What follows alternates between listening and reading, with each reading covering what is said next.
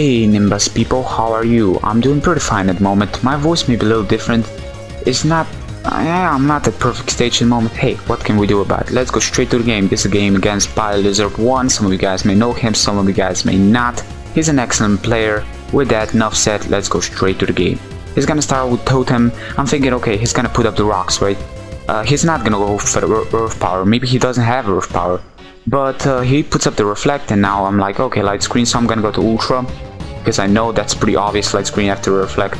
And he's gonna put the rocks. I'm gonna Protect again, scout if he does have Explosion, and he goes for the Boom right there. The reason I double Protect is because I know after the first one he's not gonna see the second one. And the reason I've used, Protect twice is because I was actually predicting the Explosion right from the start on the first Protect, because Venusaur with Protect isn't that predictable, Makes him weak, and look at that, Claydol going down, absolutely doing nothing, just putting up the rocks and screens, which I can just wear down eventually. He's gonna go for his Hellhound, Houndoom, go for the Overheat. I know he's not gonna all-predict way too early in the game. Melodic is a good switch against this guy, can take whatever. Judging no Life Orb, recall damage, and judging the damage, I believe it's Scarf. Been facing lots of Scarf, Houndooms, and Expert Belt Houndoom just doesn't make any sense, so hey, I'm judging it Scarf. This is good to know. Venusaur can actually protect against it, one-on-one, and if that ever happens. So I'm gonna stay in here just to do some damage against Clefable, because some Clefables are Toxic Stallers with Wish and Protect. Some of them are T-Wave, Saltboil, Cymetos, and stuff like that. This one is actually the one that poisons you, so that was excellent to actually stay in, because if I would have gone to Hitmonlee, that would have just been poisoned, and that's not good for Hitmonlee. With Stealth Rock's support, Poison, and Life Orb, Hitmonlee's life would have been miserable. That didn't happen, so I'm just gonna do some damage to Clefable to force it into Protect.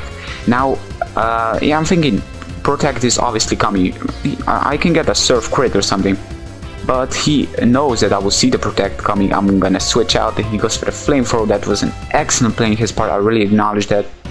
And he's gonna do as much damage to a Hitmonlee as possible, Just want to do some extra damage to a Hitmonlee, so I cannot just go brutal on him, and Life Orb is eventually gonna take me out. So now he's gonna switch out. I'm gonna Stone Edge on the first Protect. He was just scouting my move. Nice play. Maybe he was thinking I'm Scarf or Bandit. Yeah, that's why he Protect, maybe. So I'm gonna Stone Edge first, then Close Combat. It's never good to go for the same moves twice, but in this case Stone Edge would have been better, but I can miss, so hey, better to hit than to miss eventually. Is always good to do some damage against Weezing than no damage. Now he's gonna predict my Melodic switch. He's gonna go for T-Bolt, and yeah, that's a good move right there. But because I'm actually faster, I can easily rest that off and get all my HP back. And seeing how he switches out here to Fortella, maybe he thinks I don't have, maybe he thinks I have Recover, I guess. So he thinks that Clefable can actually wall me, but eventually that's surely not gonna happen. Yeah, I can get a crit or maybe something else. I can have this Clefable as like his own trap, because it's slower and Weezing is slower. I can take these two Pokemon into my advantage and come with my Melodic and rest it off all the damage. All I need to do is some good predictions so they don't kill me on the switch. Yeah, Feraligatr is gonna come in, get the Wish off. I'm gonna High Power Electric. Well, that wasn't High Power Electric. Oh, wow, I didn't really see. I believe it was Surf, but Surf actually does a lot. Being resistant, it does a lot actually. High Power Electric, he goes to Clefable. This is weird, I don't know why actually. Maybe he just wants to PP stall me for a second, but he knows that Surf is still doing a lot, and I can just force him into Protect, go to something that will force him into switching out, and Weezing is very limited, seeing that Adamant Life Orb Hitmonlee is doing a lot of damage to a Weezing. Now he's gonna go to his own Hitmonlee, and I'm thinking, well, Hitmonlee is an excellent Pokemon. Everybody knows that. That thing is just a great Pokemon to have with priority moves. It's a reliable comrade in your team. But how he goes into a Hitmonlee against Melodic really gives me knowing that he is fearing of my Melodic. He knows his team doesn't stand a chance against Melodic. he needs to go all out offensive on me. So he's gonna sacrifice his hit melee. I was kinda risking him being actually Bandit, because Bandit would have been Oko on me, one hit KO'd. Judging by how little HP I had right there, yeah, Bandit would have killed me. So I was kind of risking, but maybe he was trying to bluff that he is Bandit, I guess, but that didn't happen for him. Life Orb. Because of the Life Orb recoil damage on hit melee, Surf was enough after the -1 special B loaded from close combat, so that's pretty good. He's gonna go to Houndoom.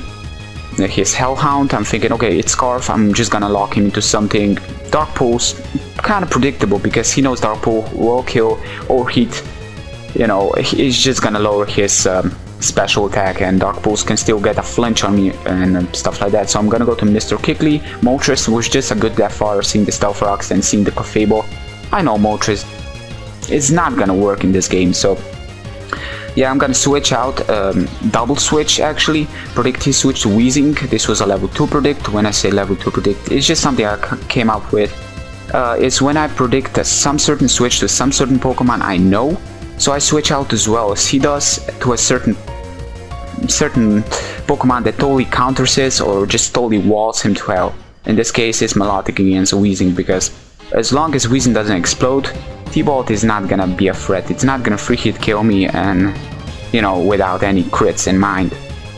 So I'm gonna go for the rest because I'm faster. He goes to Feraligatr. Have my Melodic like a little trap for me. Maybe I'm gonna be unlucky and I'm gonna get rest off. So let's see. Yeah, I'm gonna get rest off. Of course, it's obvious. When I use like Sleep Talk, 90% of times I get rest, and like 10% of times I get the attack and offensive move, which is funny because I have 2 offensive moves and only 1 move that's a rest, you know. Yeah. Now I'm gonna get high power electrical finally after 2 rests from Sleep Talk. You know, happens, what can we do? I'm gonna take him down to the Torrent range. This Feraligatr standing is a big threat to me. I need to have something as a death fire. This Venusaur doesn't have Sleep Powder, so I know that Clefable kinda walls it completely. Actually, Venusaur can be my own problem, because if he goes to Clefable, that's not good for me. So I'm gonna he's gonna get a crit. That doesn't really matter in the end. I know that with Stealth Rock support on my side, he is not gonna switch out. Mach Punch is gonna kill him now. Yeah, so that's pretty good. Just go for the safe move. Don't want to predict too much in the end. Stealth Rocks may have killed him if he would have switched out, so thank God I actually put up the rocks there. But yeah, he's gonna go to Weezing. I'm gonna predict the obvious T-Bolt. This is what I was talking. As long as I predict, you know, safely switch my Melodic against this Weezing, I can get the rest off and I can just pack a threat against his team a little more. Now I'm gonna predict the Will-O-Wisp, and little does he know Rapier does have rest, so Will-O-Wisp doesn't really stand a threat to him in any case. He can just rest off, cure that, and you know, go on. But Will-O-Wisp, I will kinda outplay him here, go for the rest again. And the reason I didn't go straight to Melodic, knowing that I can survive the T-Bolt, is because he can actually get a crit. You know, crit can do a lot, especially because I believe he gets a crit right here, and crit does more than half to me. So if he would have gotten a crit back there when I was going to Rhyperior, well, that was the actual reason why I go to Rhyperior. If I go to Melodic, he may get a crit with T-Bolt, and that may kill me. So I didn't want to risk that. That's why I go to Rhyperior to absorb the T-Bolt, and then go to Melodic to absorb the Will-O-Wisp. It's pretty cool to see a crit for a crit right there. That was just nice. I mean, T-Bolt, crit, and then high power electric crit. It's like electric moves are going berserk right here. Seriously. What the hell is up with that? So I'm gonna Sleep Talk, get the final, you know, rest talk off, and maybe I'm gonna get a, yeah, offensive move. No, I'm gonna get a rest. Of course, Melodic just likes going to rest even when she's sleeping. It doesn't make any sense, but hey. 22 HP after Leftovers 46, Weezing is gonna get Leftovers as well, but Weezing is mainly gonna get screwed by the Surf, and yeah, that's gonna take down the Weezing easily. Overkill, actually. I didn't rest because Melodic is getting a little annoying actually for him, and I know Melodic did her job pretty much, taking down everything, and yeah. Dark Pulse, take down my Melodic. Now I know Hitmonlee can come in, pretty much safe kill on both of his last guys, Mach Punch for the Scarf Houndoom and Close Combat for the incoming last Clefable. He's just gonna leave that Clefable for last, I just know it, because it's his just star player. You just don't want that star player to go down until the final step. You just don't want that thing to go down. He just protects to annoy me a little more, but he knows Close Combat is gonna wear that underused blessé down to the ground. So yeah, that's the game. Good game, Biolizard1. Give a thumbs up if you enjoyed this game, and leave a comment if you're not too lazy for it. Anyways, don't go anywhere, I have some important stuff to talk about. It may be of some importance if you guys want to join this. But anyways, yeah, just in a second. 3, 2, 1, hit it. Today I present you a little project I was doing before on my channel. It's called Pokemon Request Team Build. It goes a little more deep with my viewers. Some of you guys may want to request me a team you want to see in action. You know, you just want to see that team kick ass or maybe getting killed, because I only use that team once, and if I get a good win, a bad lose, hey, it's all part of the gaming. It's you building a team, then sharing that information with me, and I Pokesav that team because I do use Pokesav. I did make a video about Pokesav. You know, some people don't admit it. It's because they think that viewers will hate them for that, but hey, what's the point in lying? I don't see the point. Yeah, let's go straight to the rules about Pokemon Request Team Build. Okay, no trading Pokemon. You will not trade a single Pokemon with me. I will Pokesav that Pokemon which you will request. It needs to be a full team of 6 Pokemon. They need to be made for single battles only, because I single battle these days. Yeah, only, and no doubles, just singles. Any tire allowed that's underused, never used, borderline, overused. Borderline is considered overused in this case. Yeah, then we have 2 same weaknesses. That means if you build a team, better be sure it doesn't have too many same weaknesses. 3 makes that team way too weak to some certain type of move, and I'm not gonna use it. So it needs to have 2 same weaknesses max. This is an important rule when you make a team, so better check it out. There's a link in the description just to help you out. There's a site, team builder, that shows the weaknesses and resistance when you make a team and when you choose a Pokemon. Pretty good site when you actually make a team. Do use that to be sure that your team is not gonna have too many weaknesses. Like I said, 2 same weaknesses max per team. Okay, next is moves, EV spread, everything needs to be in it. About the names, you can put names, but your first Pokemon you will request will be named after you, being you were the one requesting me to use that team, and